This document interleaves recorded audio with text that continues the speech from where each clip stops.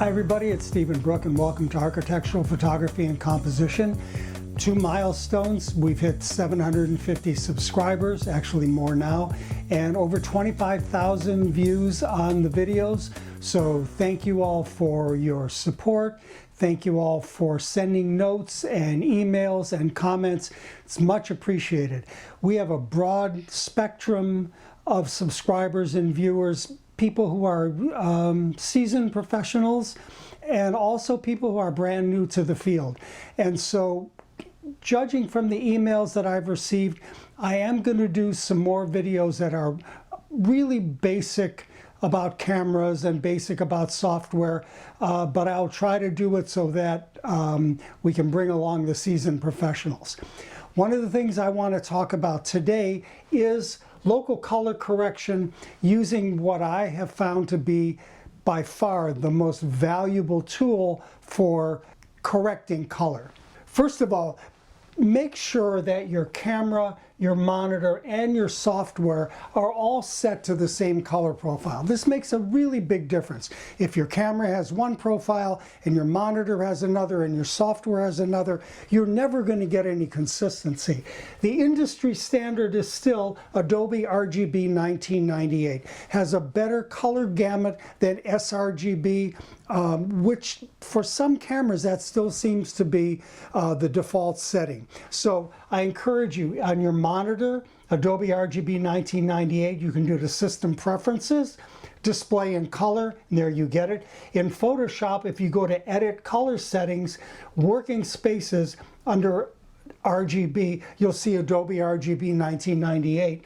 And then on your camera, this is for a Canon, if you cycle through, you should be able to find where it says color space. And again, so often the camera's default setting is sRGB, and I encourage you to have all your monitor, your software, and your camera all set to Adobe RGB 1998. There are a variety of ways to correct color once you've done your photograph. Of course, you can correct in the field, you can bring it in, you can do corrections in Camera Raw, and you can get it really close. Once you bring it into Photoshop, there are still other ways that you can correct color. One of them, of course, is color balance. And these are global changes. They will change everything. Now you can select highlights, midtones, and shadows to do your color corrections. And in my book, I discuss why it's important that the highlights are the first one that you correct. The second one, and we're going to talk about this in a later video, is selective color. And that's a channel-specific color correction, and we will talk about that. The third, and the one I want to talk about today, is hue and saturation. A number of things with hue and saturation to make it really wonderful. You can do this in a specific area of your photo, not globally. It's very color specific. Unlike some of the other controls, you can fine tune, you can say, I want to change the blue, highlight the blue you want to change, and it will narrow that gamut down to just that very blue that you don't like. And also, you can control the density of the color. So let's backtrack in the day before digital. This is Southeast Banking Corporation. This is a project that's lit with all incandescent lighting. Now, there were a couple of ways that you could correct in the field. One is you find out what the color temperature is of the lamp that's in there, which can sometimes be a drill because every manufacturer is slightly different. And then you could color correct at your lens. You could put one, sometimes two gel filters in front of your lens to color correct for the fluorescent light. Fluorescent lights were usually pretty blue or green, and the filters you put on your lens were magenta. Now the problem with doing that is you will degrade the image somewhat because that's putting something in front of your lens. So the alternative was to literally get ladders, get up into the fluorescent lights, drop down the shields, and put gels up in there to basically balance the fluorescent lighting.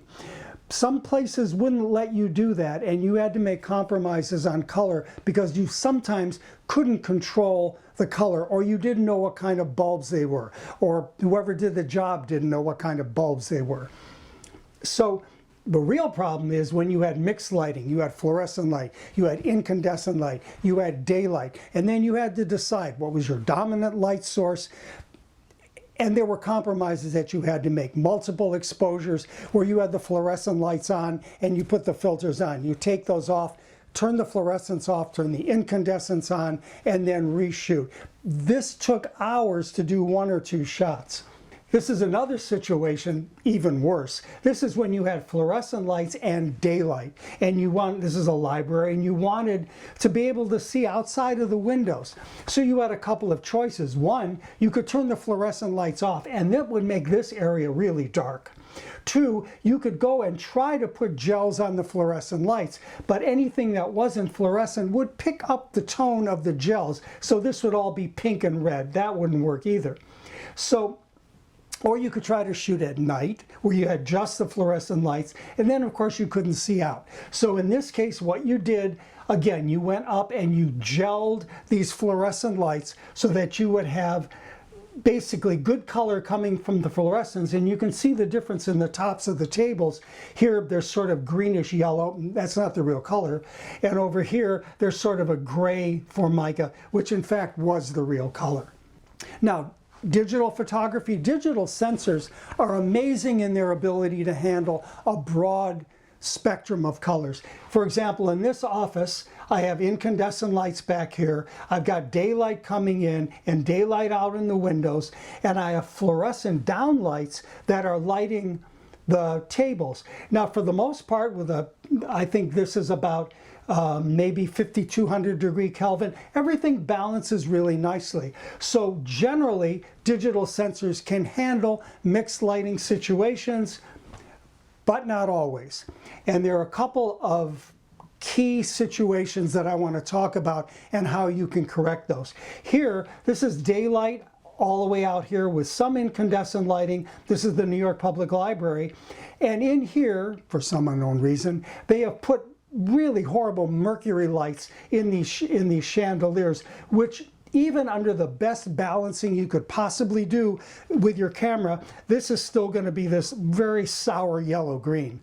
The other situation is where you have basically all incandescent lighting, like in this church, but there's some daylight spill that comes in. Why? Because we had limited time to be able to do this church. So one way is to have incandescent light, set your camera for incandescent, shoot this, reset the camera for daylight to balance this, and then put the two together in a program like Aurora, or put them together, layer them in Photoshop. I didn't have time to even do that. We just had to get in there and shoot. So these are real problems that have to be fixed.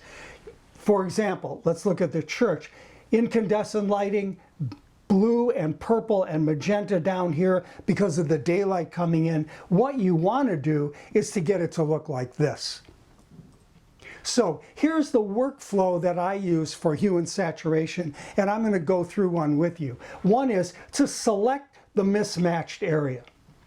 And you can feather the selection, make it sharper, depending on what the area is. Then under View, Show, I deselect the selection edges because I don't like those dancing ants going all around. Then I make a layer with this selection, new adjustment layer, and I call it Hue and Saturation. Then I drop down the dialog, and under Master, I select the color that's closest to what I think is wrong here, blue in this case.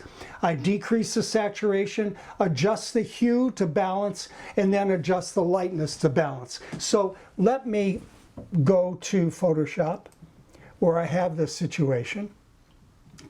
So the first thing I'm going to do is I'm going to select this area, and I'm going to leave the dancing ants on for this.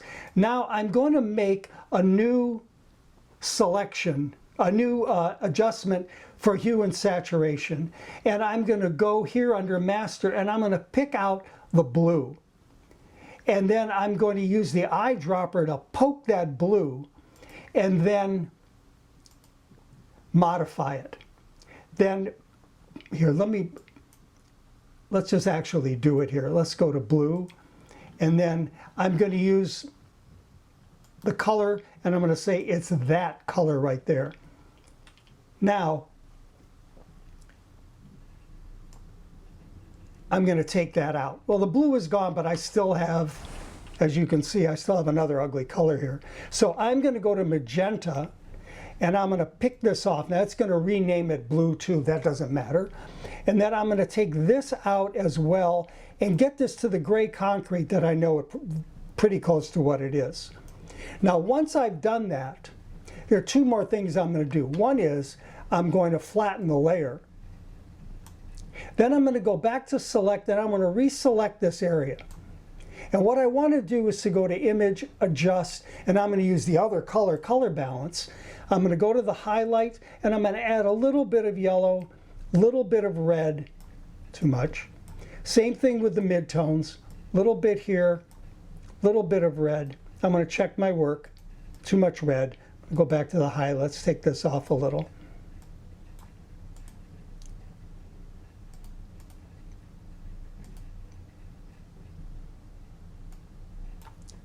Click OK. And then the last thing I want to do is I'm going to burn this bottom a little bit because it's a bit bright. Now I didn't get all of this color out, but you can see how it is that we're going to do it. Then I will deselect. So I'm starting here, which is really intolerable, and I'm going to end up with something that looks like this, which looks completely normal, as if we had photographed it like that. So the next situation is what happens with the New York Public Library. Here, I've made my selection, and I've selected just where I see this yellow show up. Then I make my color corrections, get rid of the yellow and the green, and then before I get rid of the layer, I just erase just a little bit right at this border, just to make it nice and smooth. Where else are you going to find this? If you go back and look at your photos, you're going to see some stuff. Here is Metro Rail in Miami. All the platform lighting is lit with mercury lights of some kind. This is a residence in Sarasota. Everything was just fine, except there was a fluorescent light in the elevator, which we couldn't get up into to gel. So here it is. You can see that this elevator, in spite of all the pretty colors, the elevator is green. Out here at the airport, you can see there are a lot of areas that are lit with mercury lighting.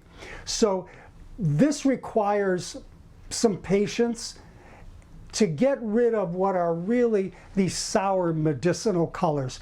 Again, your eye likes warm tones, doesn't like these really sour tones. And again, if you have a look at some of the recent film, some of these dystopian movies like Handmaid's Tale, you'll see a lot of cyan green in there, and that's meant to give you this kind of queasy look to the color and make you feel uncomfortable looking at it. You don't want that in your photos. I discuss this in more detail in my book on StephenBrookePhotography.com. My ebooks are available also with prints.